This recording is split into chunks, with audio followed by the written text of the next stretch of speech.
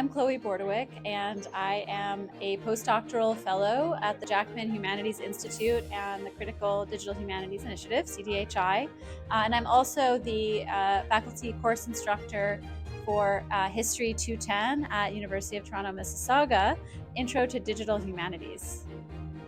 One of my main goals with this course is to get students excited about the possibilities of digital humanities so that they can take these methods and tools into their coursework.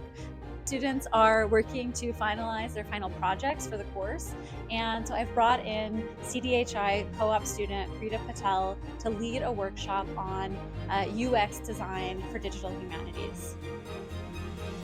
So I developed a workshop for CDHI to help the research teams go from abstract ideas about their digital projects to actual implementation. So today I had the opportunity to bring that workshop into Chloe's classroom and maybe help students with bringing their digital humanities ideas and projects to life. One thing I took away from today's workshop is looking at the design thinking principles and user experience made me think of how I can put my intended audience at the center of my project for this course, and how I can really think of who's going to benefit from looking at my project and how to make the design of my website cater towards their needs.